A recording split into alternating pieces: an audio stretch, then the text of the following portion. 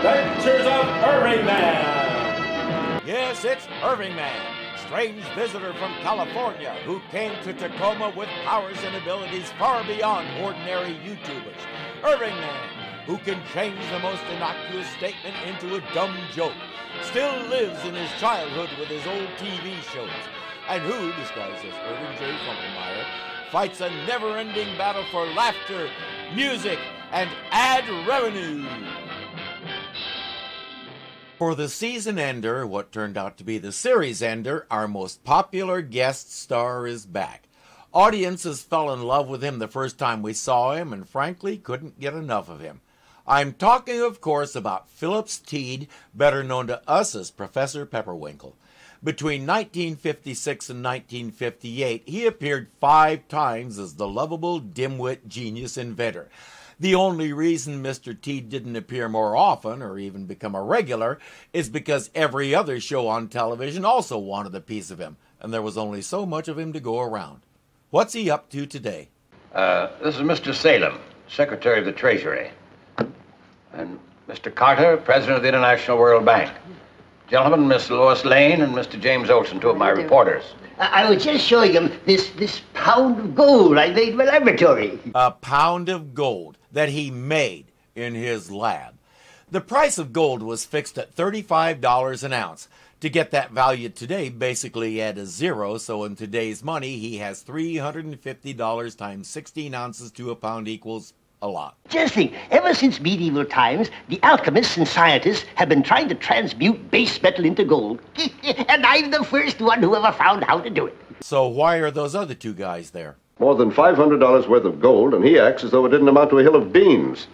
Professor, could you make more of that? Oh, tons of it. That is, if I had enough raw material, scrap iron and various other ingredients. Why? Do you need a loan? Mr. White, this is the most alarming invention I've ever heard of.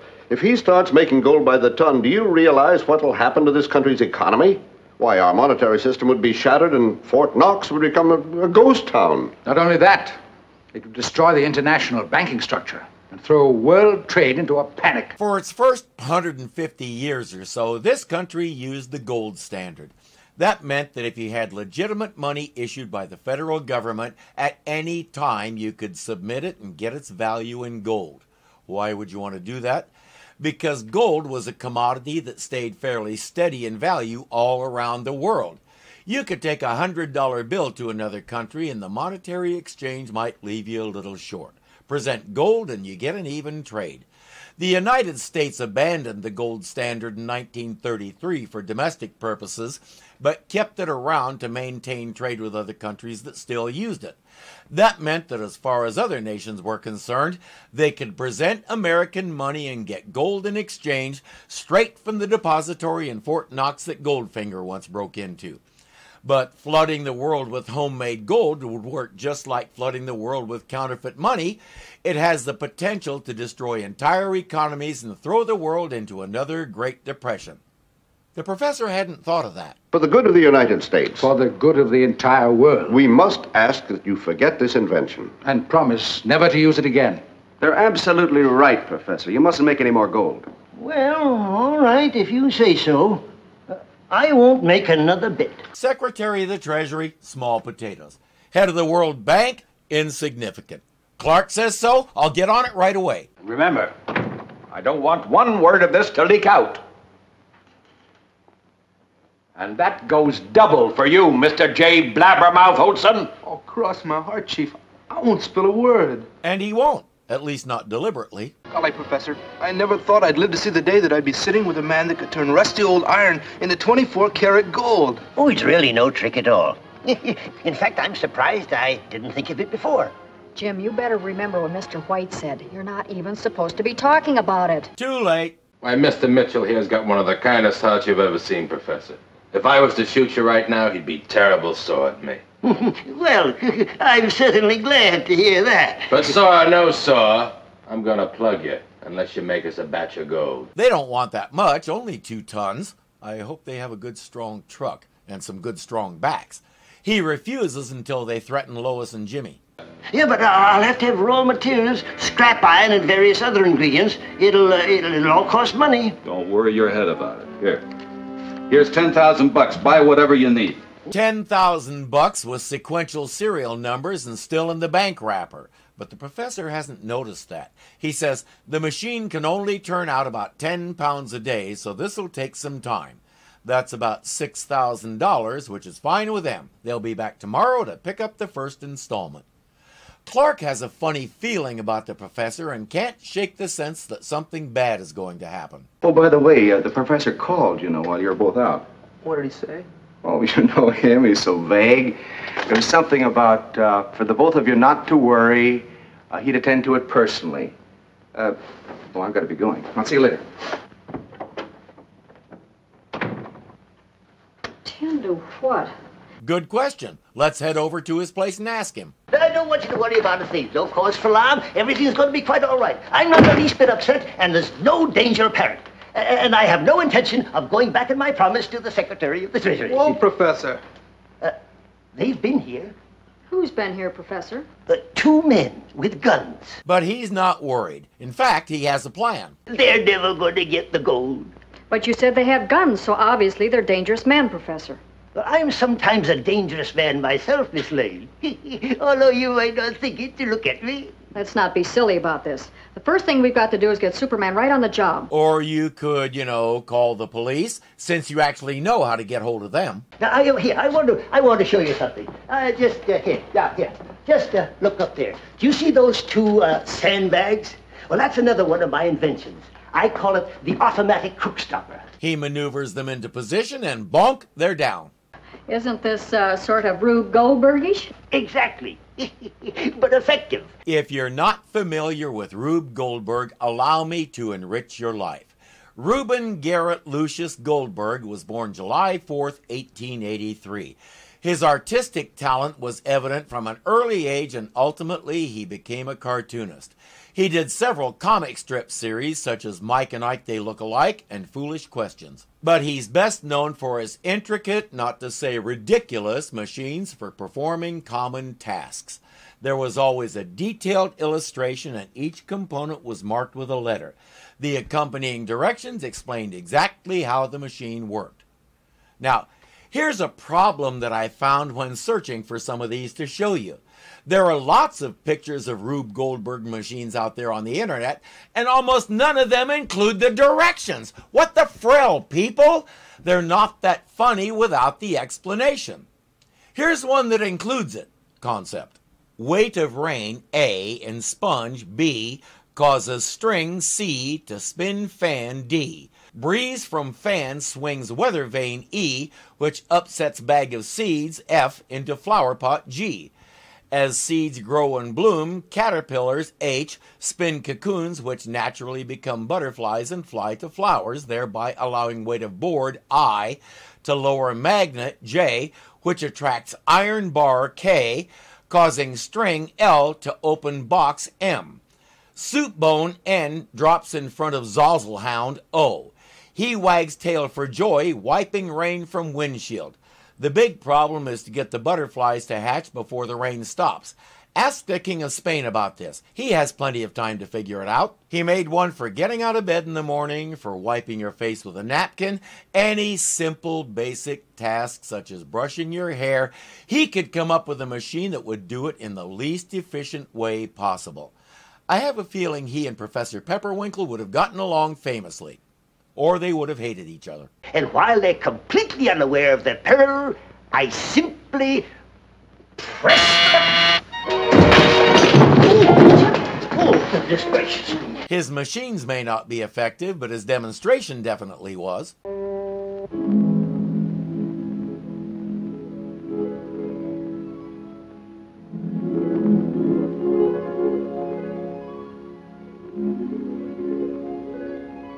Extremely effective. No, Professor. What about those crooks that are forcing you to make the gold? Well, it's not important, really. Not important, but we've got to get in touch with Superman. No, we won't need him. We don't need him. No. You see, I've made an amazing discovery. He discovered a whole bunch of kryptonite in his backyard and learned some fascinating things about it. It's actually made up of two different kinds. Kryptonite positive and kryptonite negative. What do you know about that? And I also found out that it's negative kryptonite that's capable of harming Superman. And do you know why? Because he's charged with positive kryptonite. When he gets too close to negative kryptonite, the charges cancel out and down he goes. The professor's machine strips out and destroys the negative kryptonite and purifies the positive stuff. Now these tablets are positive type kryptonite in pure form. If a person swallows one of these, he'll be just like Superman and can do anything he can do. So if you mass produce those and everybody gets Superman powers, then Superman has no way to stop criminals anymore. Brilliant, Professor. Have you taken any of them? Oh dear, no. It wouldn't be scientific for a scientist to experiment on himself. Jonas Salk might have questioned that principle, as I recall his first test subject for his AIDS vaccine was himself, but anyway. He demonstrates by giving some to a mouse and having it pull a full-size safe. As if a pair of professional reporters can resist that. They both swallow the pills. Oh, golly. Here, you try it.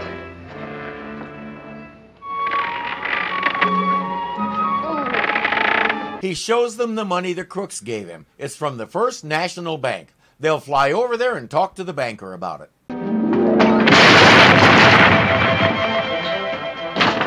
How do you like that? Just like Superman. Come on, Miss Lane. Here we go. But you understand that repairing the professor's wall is going to cost you about a week's salary. It's an automatic feature of the universe. Anytime somebody flies, the music plays. At the bank, they just have one question for the president. We were wondering if one of your regular depositors recently withdrew $10,000 in new $100 bills with consecutive serial numbers. Why, yes. Such a withdrawal was made only yesterday by Mr. Bugs Morgan, the eminent gangster. If you know he's a gangster, why do you do business with him? I'm guessing that pile of stuff on your desk has something to do with it. I suppose you have his address. Oh, yes. Mr. Morgan used the Acme Warehouse Company as a front. Now explain to me why we shouldn't send Inspector Henderson over here to arrest you as an accomplice. Well, thank you. That's all we need to know. Can't have the money? No, thank you. Whose money? I doubt it's yours, but now we have a good idea that it's time to find a different bank. It's locked. Hey, wait a minute. If we're just like Superman, maybe we have X-ray vision. And super hearing. Let's try it. Okay? Concentrate.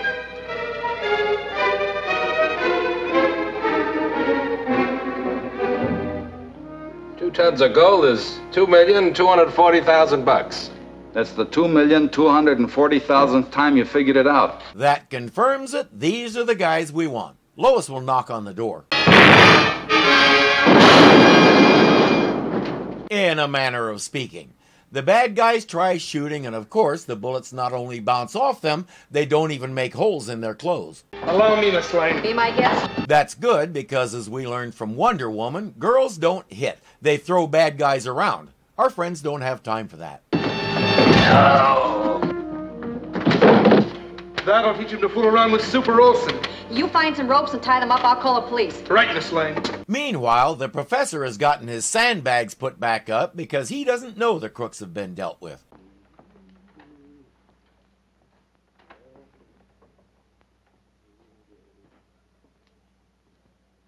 Professor. This is terrible. If he's got super invulnerability now, why did that knock him down? I'll spare you. That whole thing was a dream sequence. There is no positive kryptonite, no superpowers, no smashing through walls.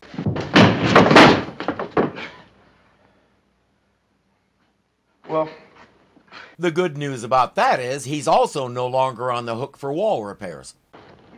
oh no. I thought we left you two tied up at the warehouse. Yeah, that didn't happen either, as evidenced by the guns.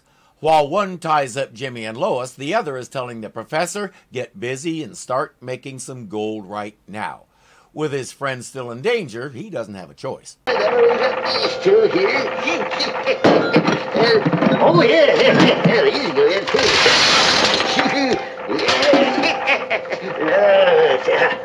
Oh, now, mustn't forget this. What's that stuff? Apple cider. He says he needs scrap metal for this, but he's putting a little bit of everything in there. Look, Dad, when's the gold come out? Oh, just as soon as I I put in this bar of platinum. Did you say platinum? Yes, indeed. That's the only trouble with my invention. To make $5,000 worth of gold, I have to use $10,000 worth of platinum. That proves this is a definite Pepperwinkle original. Only our dear professor could come up with a machine that turns a thing into something half as valuable. Bugs is starting to realize if he uses this machine to get rich, he'll go broke. You gypped me. Tie him up with the rest. We're going to get even with him. We sure will. How will we get even? Get that dynamite out of our car. To be fair, you never asked how much it cost him to make the gold. Meanwhile, at the Planet, Clark was supposed to go out of town to a convention but missed his plane. Perry isn't happy about it, but he says now that you're here, you can go find Lois Lane and Jimmy Olsen. They headed out of here hours ago without a word and haven't been heard from since. Clark has a fair idea where to find them. People come and go here all day long and tell me nothing. If Jimmy did tell you, he knows you'd yell at him. And you just told Clark to go, and your instructions were about as vague as it gets, so that one's your own fault.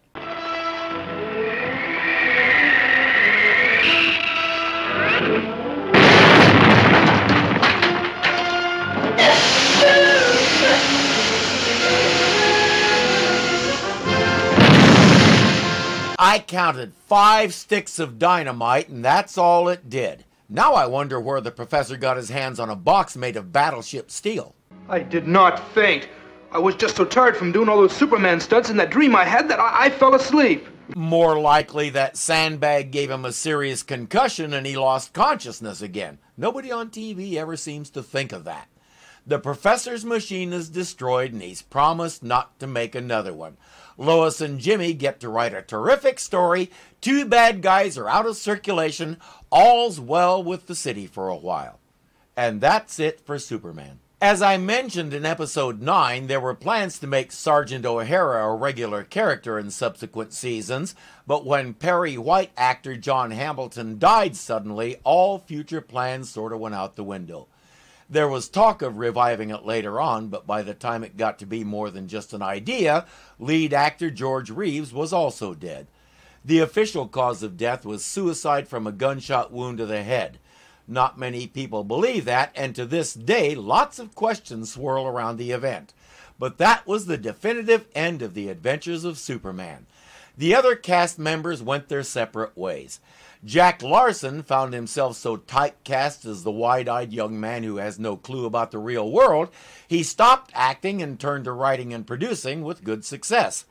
In later years, he decided being immortalized as one of the most lovable characters ever to grace the small screen wasn't such a bad thing and was happy to talk about the Superman years. He was life partners with director James Bridges until Bridges died in 1993, and after that he seems to have stayed single. He died in 2015 at the age of 87. Noelle Neal had played Lois Lane in the Superman serials of the 1940s with Kirk Allen, so she was closely associated with the role. Phyllis Coates, who played Lois in the first season, tried to distance herself from the whole Superman bit and go her own way, but Ms. Neal embraced it and ran with it. If there was something Superman-related being made, she wanted in. She lived to be 95 and died in 2016, about a year after Jack Larson. Robert Shane, who played Inspector Henderson, wasn't as closely identified with the show as the others, and he went on to have a long, productive career. He died in 1992 at the age of 92. He was born in 1900, so I'm guessing neither he nor anybody else ever had any trouble remembering how old he was. As for John Hamilton, the Perry White that I never liked, the only reports I can find say he died suddenly of heart failure. Everybody dies of heart failure. Heart stops, you're gone. The question is, what caused his heart to fail? I have to guess that nobody cared because I cannot find any information. And even though I didn't like the character, Mr. Hamilton brought him to life and made him believable. I can understand why suddenly losing him ended the show. I'm not sure anybody else could have stepped into that role and given us the bombastic semi-idiot who thinks he's running things, but usually has no clue what's going on. I give Mr. Hamilton credit for making the character his own. We can look at it now and laugh at the cheesy effects, the archaic dialogue in some places, and the plots that don't involve any supervillains, just regular good and bad people. To be honest, I like that. I enjoy a good comic with a good supervillain, but it's hard to identify with anybody when they're all just a bit superhuman. This Superman deals with ordinary people who get themselves into extraordinary situations. That's probably my favorite kind of story in any form, and I've got 6 seasons of them. For all we laugh at it, this show is immortal.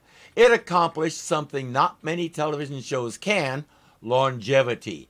It premiered in 1952, folks. That means next year it will be 70 years old and it's still on the air. People still talk about it. It broke ground in countless ways and came up with techniques and effects that are still used today. If you've enjoyed this series, I encourage you to get the DVD set and watch not just the episodes, but the commentaries. Jack Larson and Noel Neal were delighted to lend their input, and it's all worth watching. We have been at this show for 2 years. Do you realize that? It's been our companion through quarantine and beyond, and now that it's done, we may start to feel a little empty. What to do, what to do? Oh, there's always something to do. I just have to find it. Thank you for taking this journey with me. I hope it's enriched you, or at least given you a little laughter and enjoyment to help you through your day. I'll see you later. Hey friends, if you enjoyed the video, please click the thumbs up button and let me and YouTube know it. If you're not subscribed yet, you know what to do. And remember, you can become a patron of this channel for as little as $2 a month. Thank you so much for watching, and I'll see you next time.